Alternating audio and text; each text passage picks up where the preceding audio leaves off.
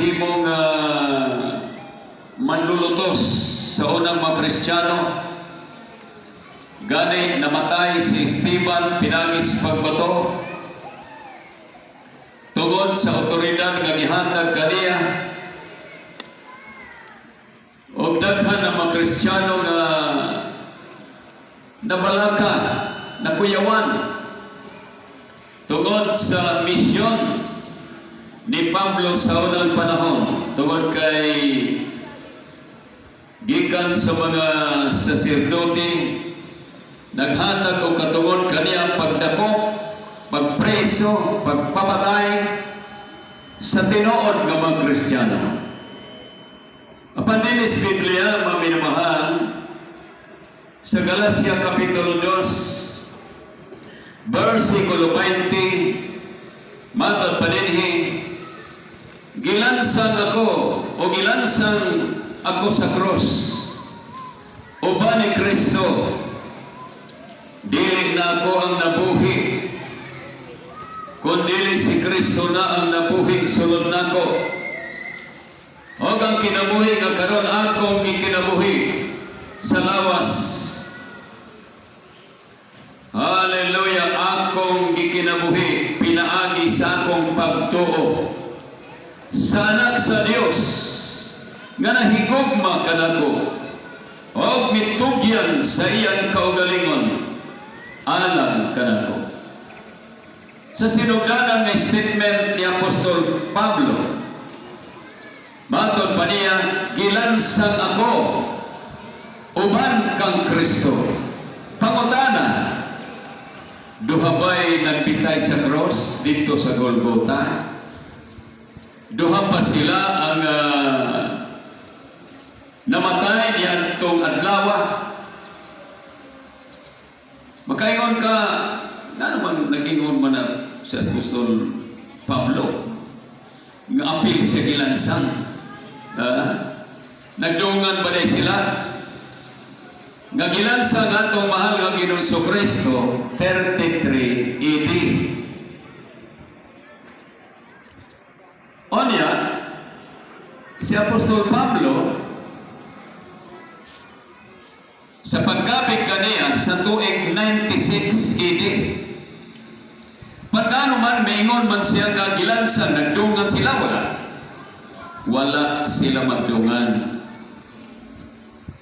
Kung dili, si Apostol Pablo, gitawag siya sa atong mahal nga Ginoong Hesus tungod sa usa ka misyon aron ang mga hintel. Gamiton siya sa Ebanghelyo para sa mga hintel aron makabaton o pagsalig sa atong dalaygon o buhi nga Dios. Everybody celebrate the Lord. Hallelujah. Sa diha nga gitawag siya sa Ginoo, samtang si Pablo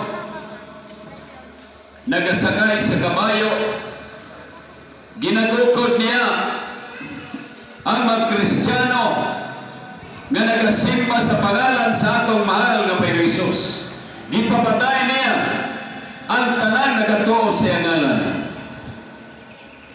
Sa diha nga nagbaklay siya sa Damasco, kalit lang usa ka tingog gikan sa langit nga nagaingon, Saulo, Saulo, nganong ginalutos mo ako?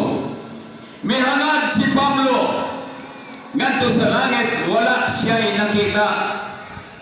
Apan nagbatik niya ang tingog na gikan sa langit nagaingon, Saulo, Saulo, nganong ginalutos mo ako? Mitubag si Saulo nga nagaingon, Ginoo, kinsa ka man nga akong ginalutos. Mitubag ang pulong, ako si Jesus nga imong ginalutos. Diretso na hulog si Pablo sa kabayo.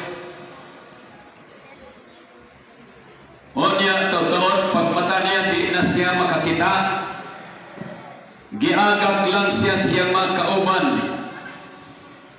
gitabangan siya nga makatindog ipasulod sa balay. Niadtong tungora ang Dios misulti kang Ananias, matod pas Ginoo, Ananias, moadto ka sa dalang tarong sa Damasco, pangitaon nimo ang pangalan Saulo. Tungod kay gitawag ko siya para sa kaluwasan sa mga Hintil. Mitubag si Ananias, Ginoo,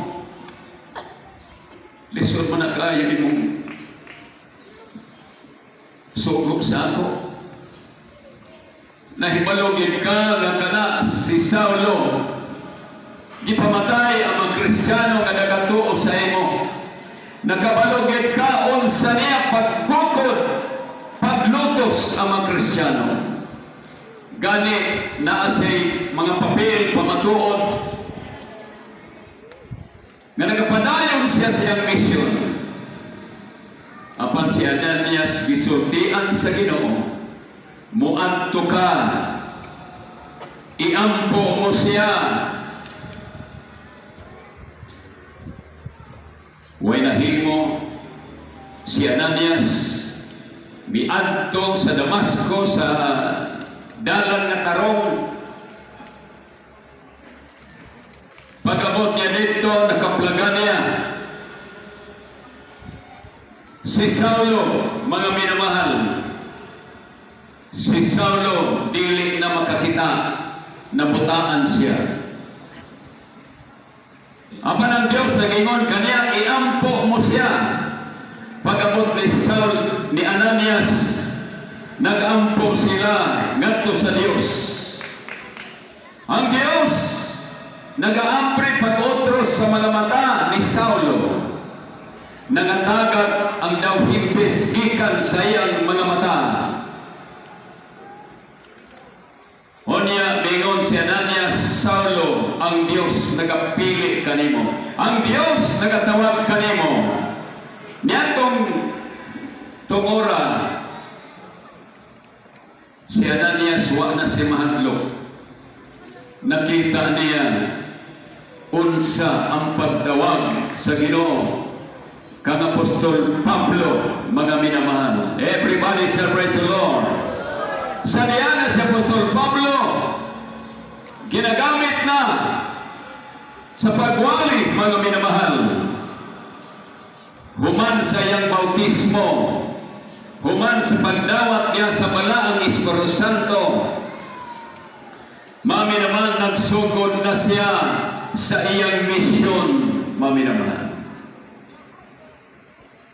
Sa tibok kinabuhi ni Saulo o Apostol Pablo, natagamtam niya unsa ka lisod bilang alagad sa atong dalaygon o buhi na Diyos, mga minamahal. Gibato siya, tanan paglutos iyang naangkon, gibunalan siya, manaymingon siya, mga minamahal, gilansang ako uban kang Kristo. Nga naman tungod kaya natong mahal nga Ginoo, gibunalan siya 40 kalapdos. Onyas si Apostol Pablo 38 kalapdos. Wala moabot og 40, 38 lang. Munay giamin niya sa Biblia siyang mga sulat. Hallelujah, matod pa niya, gilansang ako uban kang Kristo tungod sa magkasakit nga iyang naangkon, mga minamahal. Gani si Apostol Pablo, miabot ang panahon, gilutos na sila ni King Nero. Gipamatay ang mga Kristiyano natong panahonan. Ditong mga oras sa mga minamahal, praise the Lord, natagamtam ni Pablo ang terrible nga kalisod sa kinabuhi bilang alagad sa atong dalaygon ng buhi nga Diyos. Gilantos siya. Unya ang kamatayon ni Apostol Pablo.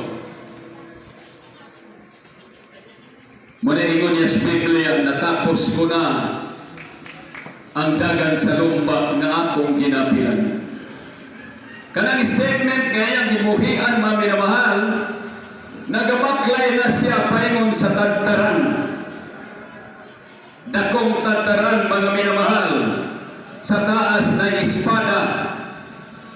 Ang blade mohulog lang diretso. Inana ang kamatayon ni Apostol Pablo. Midool siya sa tagtaran, wa siya mahadlok, wa siya makuyawan, kundi matod pa niya sa iyang mga pulong. Hallelujah, praise the Lord, hallelujah. Natapos na niya ang lumba na iyang ginapilan. Sa atong mga Kristiyano, doon ay lumba na atong ginapilan.